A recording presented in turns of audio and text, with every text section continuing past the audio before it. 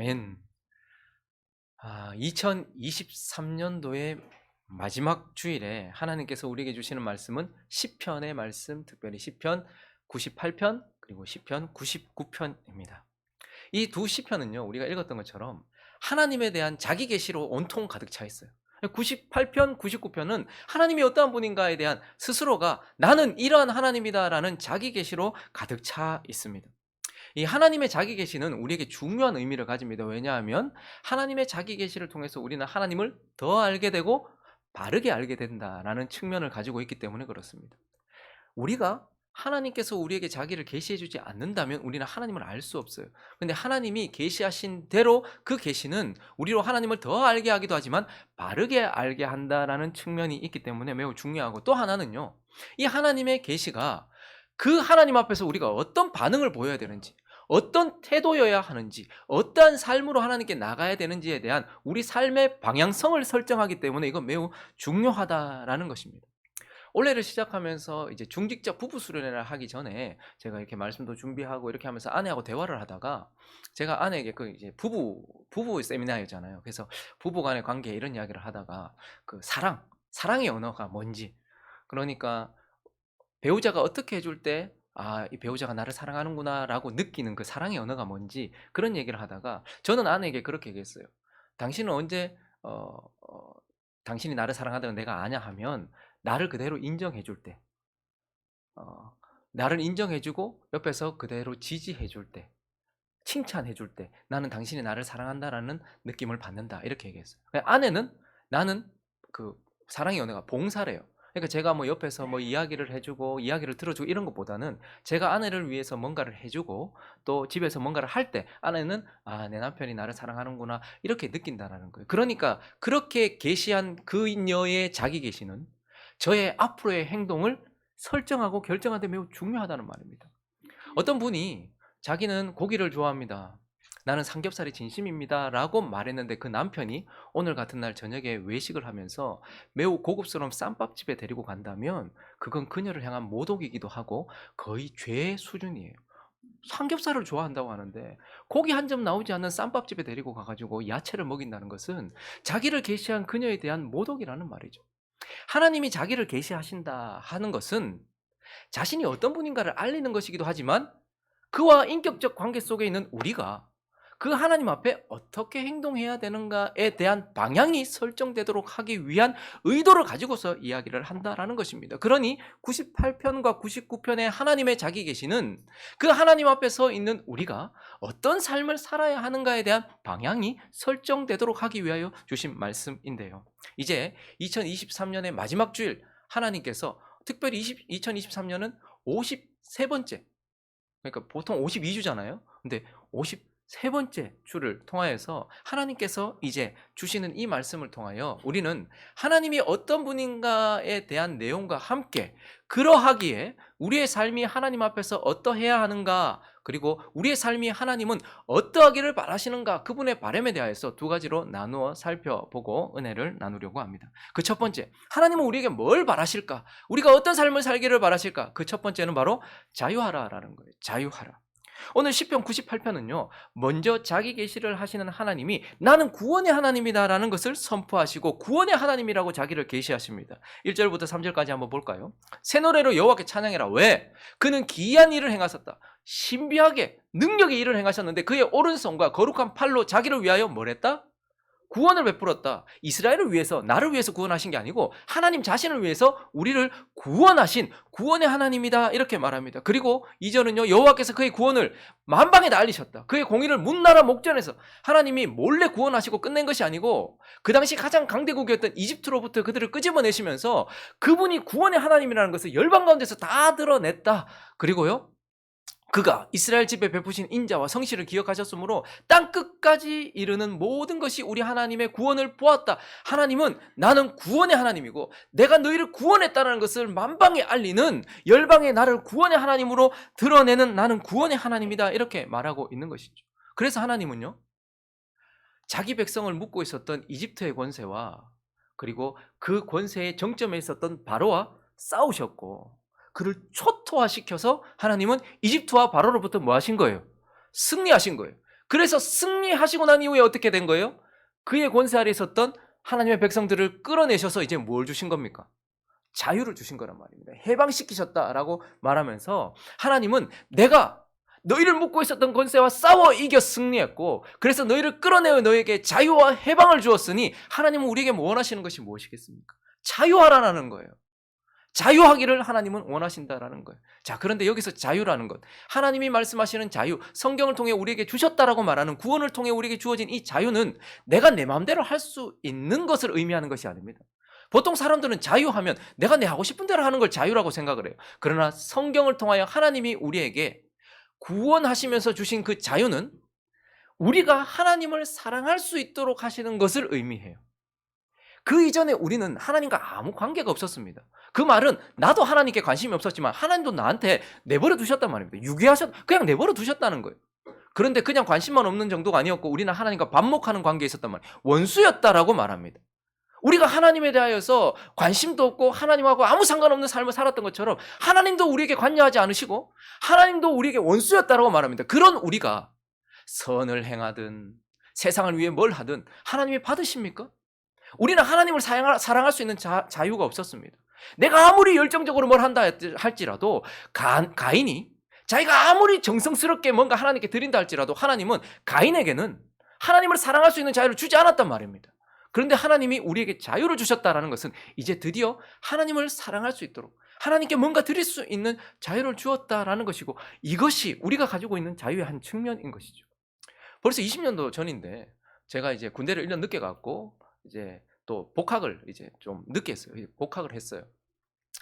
복학을 하면서 뭐 1년 군대도 늦게 갔지, 그리고 또 조금 늦게 복학을 했지. 그러니까 얼마나 이렇게 마음을 다지고 이제 학교에 갔겠습니까? 그러면서 이제 공부 열심히 해서 뭐 그 과나 그 학교가 그게 아니라 최소한 장학금 받고 좀 돈 더 적게 들고 또 이제 직장 이렇게 그런 생각을 하면서 이제 학교에 이제 복학을 했어요. 복학한 첫날에 그래서 이런 마음을 가지고 갔으니까 제가 이제 맨 앞에 가면 목이 아프니까요. 한 3번째 정도 가장 교수님이 잘 보이는 곳, 거기 딱 왼편에, 너무 정면에 있으면 부담되니까 제가 옆에 이렇게 앉아 있었는데 그 첫 수업은 이제 전공 수업이 아니었고 교양 과목이었거든요. 그러니까 한 100명 넘는 사람들이 이렇게 수업을 다 듣고 있었어요. 그래서 앞에서 열심히 이제 수업을 듣고 이제 공부 열심히 해서 장학금 받아야지 이러고 있는데 그냥 눈을 이렇게 쓱 보니까 저쪽에 창가에 햇살이 막 비치는데 여자분 3분이서 막 이렇게 막 하하호호 막 수업 시간 공부 안 하려고 마음먹은 듯이 그렇게 되게 밝게 있더라고요. 그래서 자꾸 수업하는데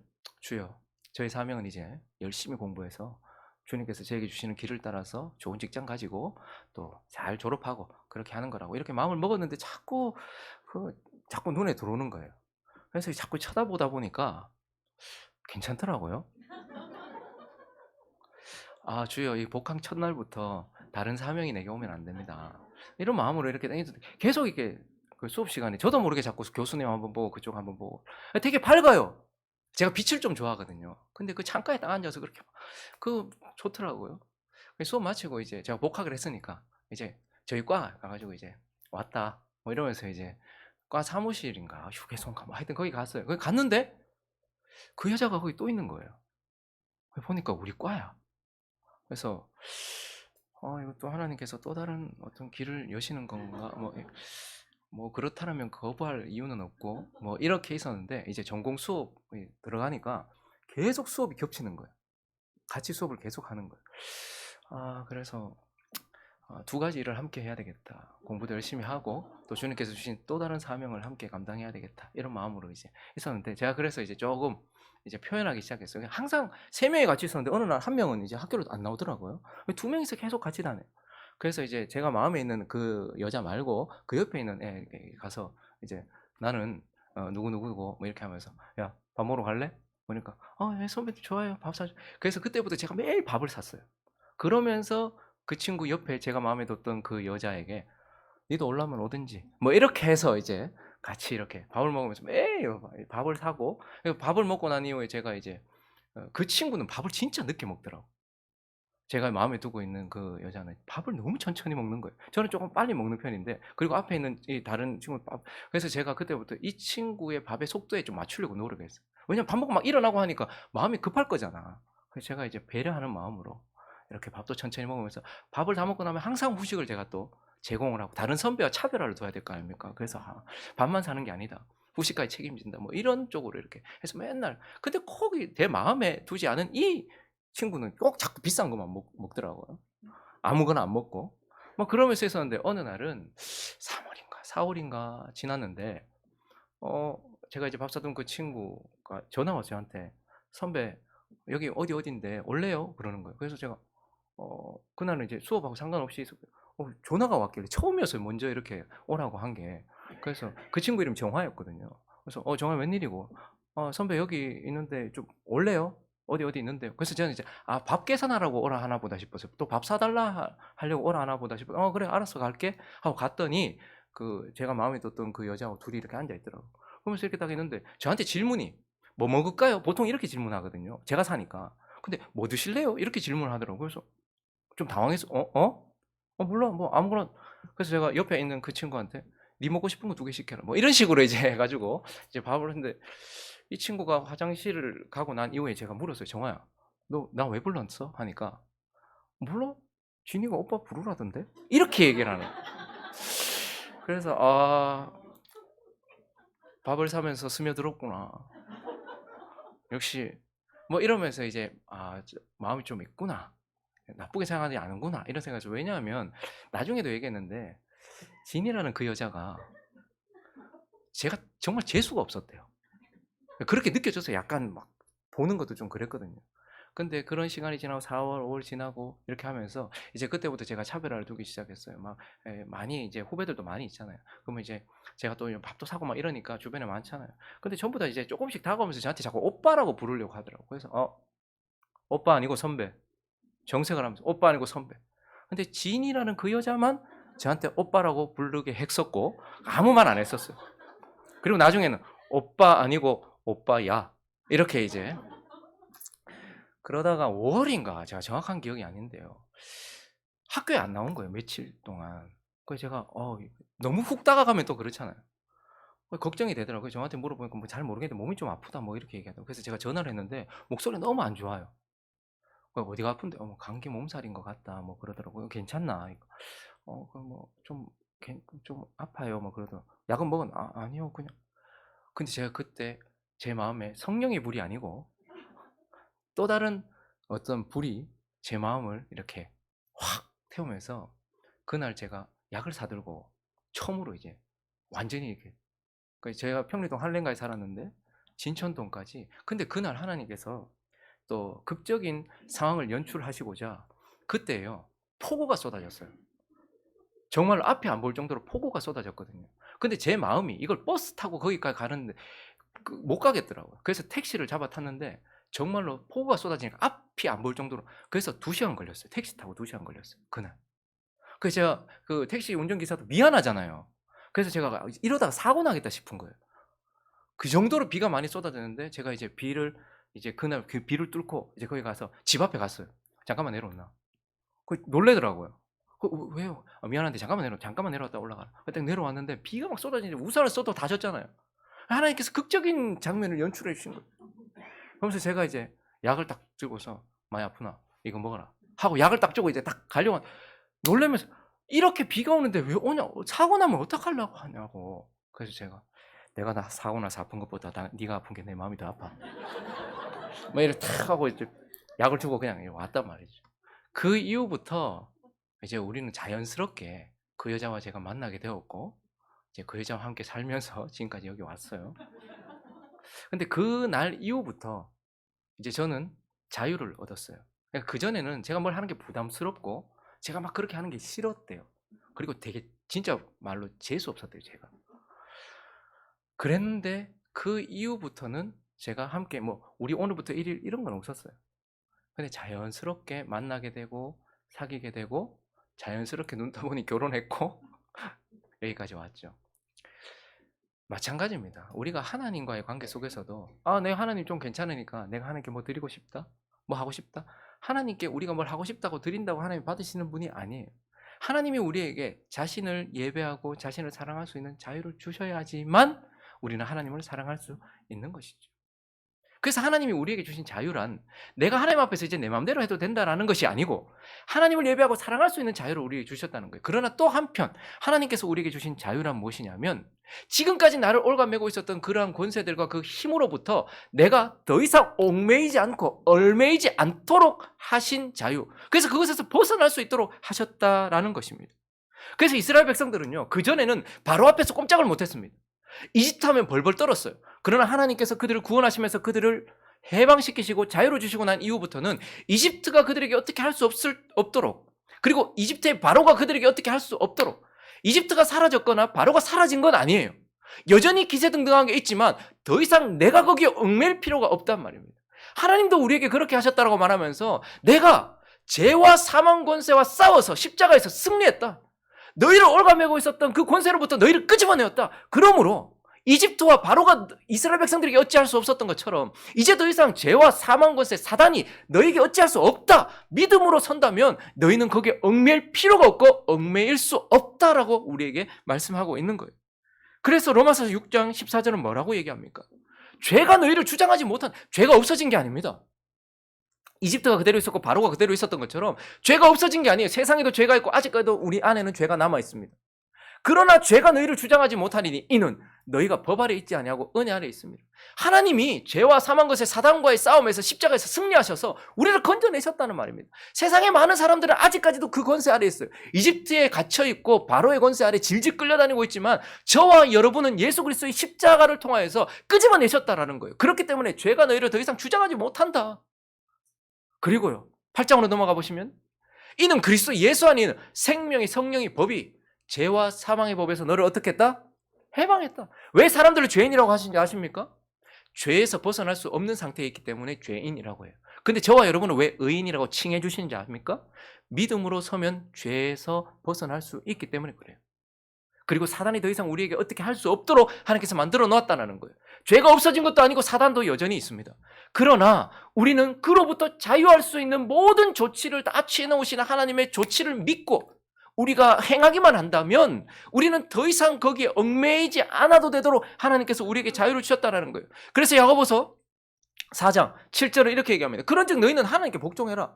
이전에는 하나님께 복종하려고 해도 우리의 주인이 마귀였고 우리의 권세가 마귀에게 잡혀 있었기 때문에 우리가 하나님께 하나님께 나갈 수가 없었어요. 그런데 하나님이 이제 내가 마귀와 싸워 승리했고 내가 십자가에서 이겼기 때문에 이제 더 이상 그에게 끌려다닐 필요가 없고 이유도 없다. 그러니 마귀를 어떻게 하라? 대적하라. 그럼 어떻게 된대요? 너희를 피한대요. 세상에서 마귀가 피하는 존재가 어디 있습니까? 사단이 다 질질 끌고 다니는데요. 그런데 하나님은 예수 그리스도를 통하여 그 십자가를 통하여서 죄와 사단과 싸워 승리하셨고 이스라엘 백성들을 바로와 이집트로부터 끌어내셨던 것처럼 죄와 사망 권세, 사단의 권세로부터 우리를 끌어내셨기 때문에 그것이 사라진 것은 아니지만 이제 내가 그것을 만방에 드러냈기 때문에 너희는 더 이상 죄의 권세에 얽매여 있지 말아라. 더 이상 사단에게 질질 끌려다니지 말아라.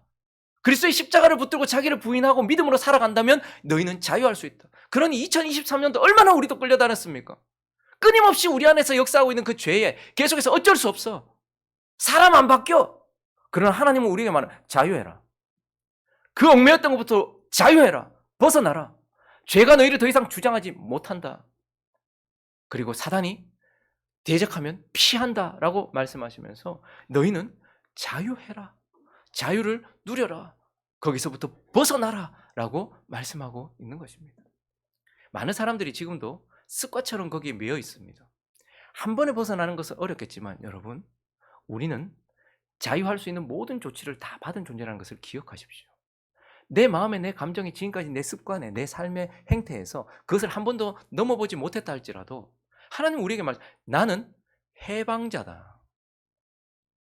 아니, 일본한테 우리가 이제 다 넘어왔는데 우리가 지금도 일본에게 쩔쩔 맬 필요가 뭐가 있으며 이미 우리는 해방되었는데 그 권세에 우리가 벌벌 떨 이유가 뭐가 있습니까?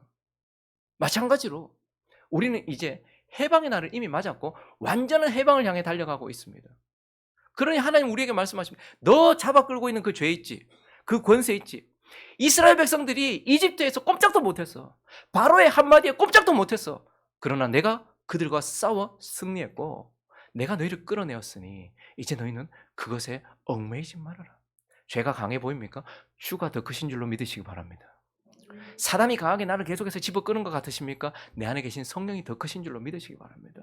그래서 2023년도 우리가 많이 끌려다녔다 할지라도 다시 한번 하나님이 우리에게 원하시는 것은 내가 만방에 내 해방과 내 구원을 선포했다. 너희는 내 백성이라고 내가 얘기했지 않느냐. 그런데 왜 또다시 거기에 얽매이냐. 그러지 말아라.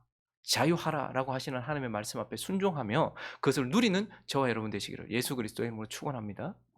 그리고 또 하나 오늘 본문을 통해 하나님 한 개 더 말씀하시는데 그것은 바로 하나님이 우리에게 바라시는 것, 우리가 하나님 앞에 어떤 삶을 살아야 되는가, 바로 거룩하라라는 거예요. 하나님이 98편을 시작하시면서 먼저 자신은 우리를 해방하신, 우리에게 자유를 주신 구원자라고 자기를 소개하셨어요. 그런데 98편 마지막 부분에서 그분은 또한 이렇게 자기를 소개하십니다. 읽어주시겠습니까? 시작.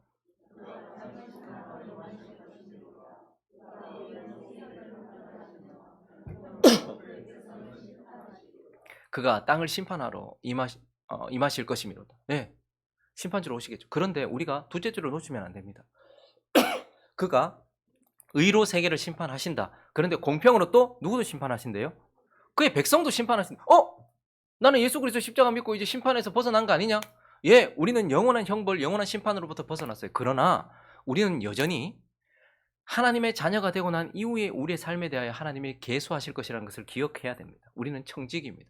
하나님께서 이제 우리에게 십자가를 통해서 예수 생명을 주셨고 이제 하나님의 자녀라는 권세도 주셨고 하나님의 성령도 선물로 주셨고 믿음도 선물로 주셨어요. 그래서 우리가 구원받고 난 이후에 하나님의 자녀로서 우리가 어떻게 살았는가도 분명히 청직이 된 입장에서 하나님 앞에 계수할 날이 있다. 그래서 하나님은 자기 자신을 나는 내 백성을 살피는 심판하고 돌아보는 하나님이다 이렇게 말씀하십니다. 그리고 99편은 전체 다가 사실은 내용이 많은데 전체 다가 뭐냐면 자신이 거룩하다는 선포예요. 마치 하나님 보좌 주변에서 스랍들과 그룹들이 거룩하다 거룩하다 거룩하다 만군의 여호와여라고 선포했던 그 천사들의 그 찬양처럼 오늘 시편 99편은 3번이나 하나님이 거룩하다라고 선포하고 있어요. 3절을 보시면요, 주의 크고 두려운 이름을 찬송할지니 그는 거룩하다라고 말하고 있습니다.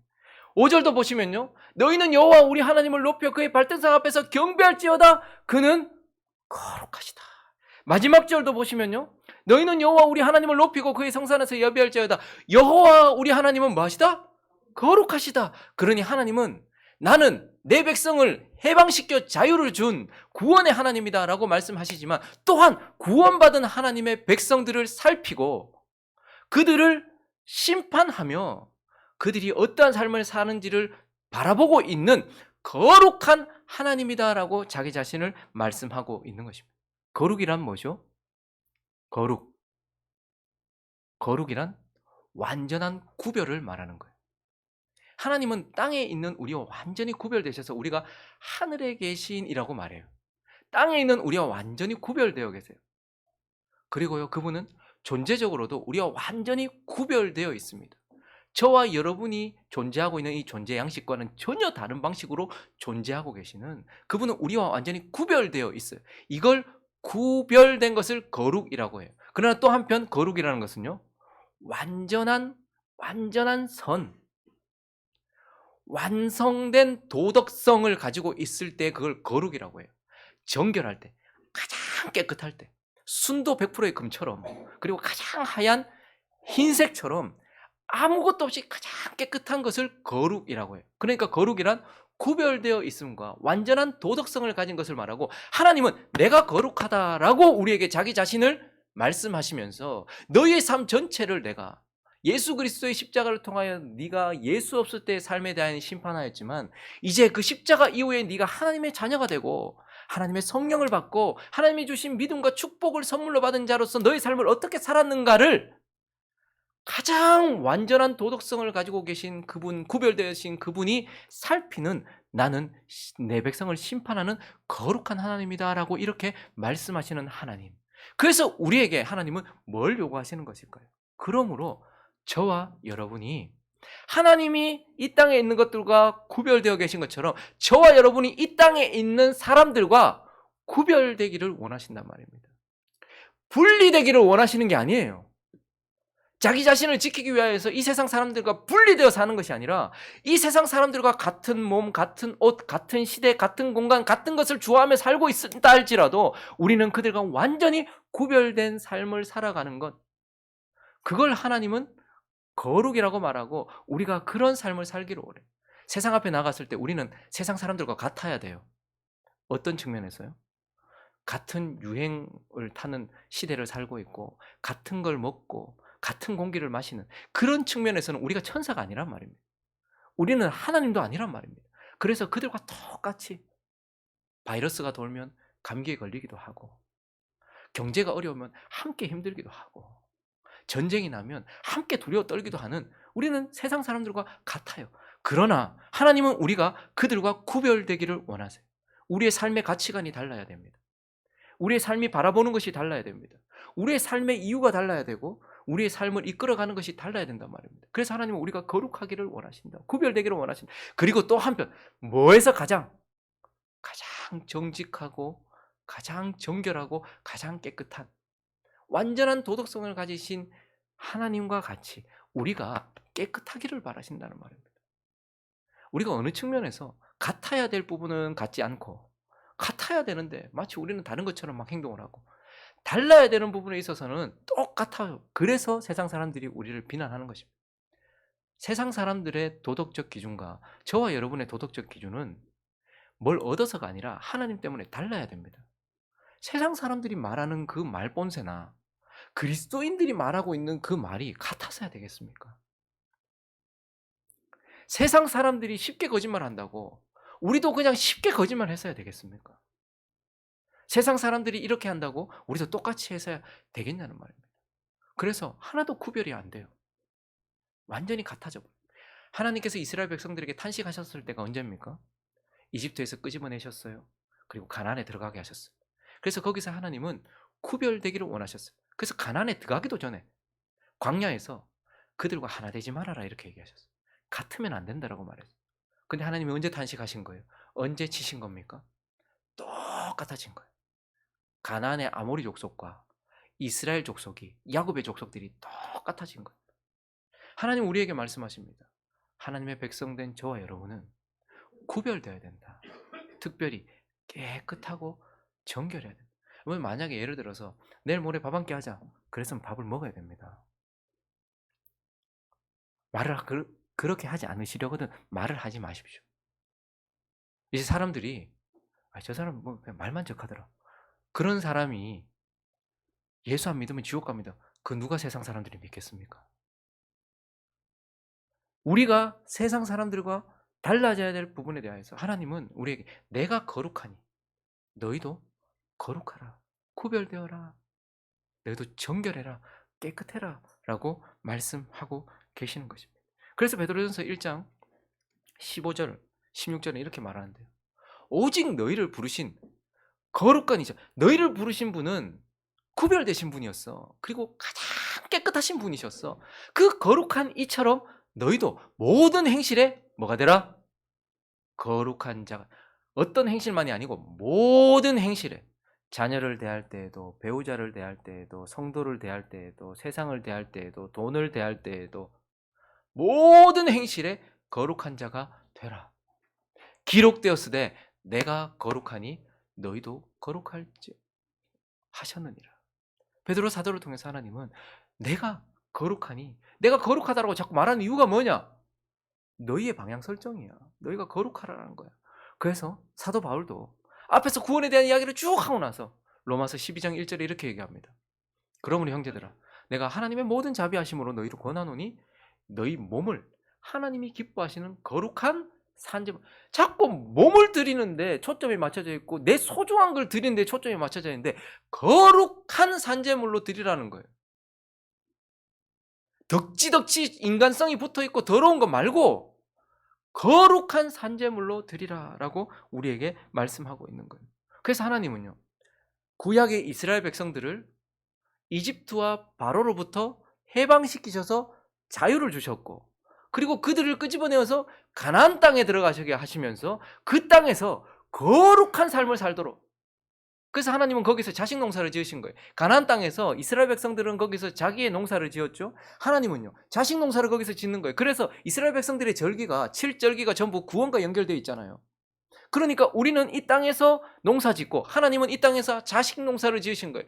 이스라엘 백성들을 이집트에서 해방시켜서 자유함을 주시고 그 자유함을 가지고 하나님을 사랑하고 그리고 그 자유함을 가지고 더 이상 이집트로 돌아가거나 이집트에 끌려가거나 바로에게 더 이상 끌려다니지 말고 가나안 땅에 들어가서 거룩한 삶을 살도록 하셨던 것처럼 하나님이 우리에게 죄와 사망 권세 사단에게 묶여 있었던 저와 여러분을 십자가를 통해서 끈집어내셔서 해방시켜 주시고 이제 우리로 향하여서 거룩한 삶을 살아라, 거룩한 자가 되어라 라고 우리에게 말씀하고 있다라는 것입니다. 말씀을 정리하겠습니다. 이맘때가 되면 모든 사람들이 다 바램을 가져요. 2024년도에는 이런 일이 있었으면 좋겠다. 자기 자신에 대하여 그리고 누군가에 대하여 바램을 가집니다. 그건 세상 사람들만 그런 게 아니고 그리스도인들도 마찬가지입니다. 이제 2024년이라는 새로운 출발 앞에 서 있는 우리가 하나님 앞에 참 바라는 게 많을 거예요. 주여 2024년도에는 이런 일도 주시고 저런 일도 주시고 그런 우리의 바람이 많을 거예요. 그런데 오늘 이 2023년을 마무리하는 마지막 날 하나님께서 우리에게 말씀하시는 것을 통하여 하나님은 2024년이라는 새로운 시작을 앞둔 너희를 향한 내 바람에 조금 귀를 기울여주면 좋겠다. 2024년을 시작하는 너희의 바람 말고 너희를 향한 내 바람에 마음을 두면 좋겠다. 나는 너희가 자유하기를 원한다. 지금까지 20년, 30년 질질 끌려오고 새롭게 생긴 어떤 그러한 것들 때문에 질질 끌려다니던 그 죄와 사단으로부터 자유하기를 바란다. 그것이 아무리 강력해 보인다 할지라도 이집트의 바로를 꺾을 사람이 없는 것 같아 생각됐을지라도 하나님이 그것을 꺾고서 자유함을 줬던 것처럼 십자가를 믿는 믿음은 모든 것을 이기니 자유를 누려라. 그리고요, 거룩해라. 나는 너희에게 성공을 바라는 것이 아니고 거룩을 바란다. 너희가 뭔가를 해내기를 바라는 것이 아니라 거룩을 바란다 라고 말씀하시는 이 마지막 하나님의 마지막 메시지를 통하여서 우리가 하나님의 바람을 듣고서 그분이 기뻐하시는 삶을 살아가고 그분을 기쁘시게 하는 삶을 살아가는 저와 여러분 되시기를 예수 그리스도의 이름으로 축원합니다.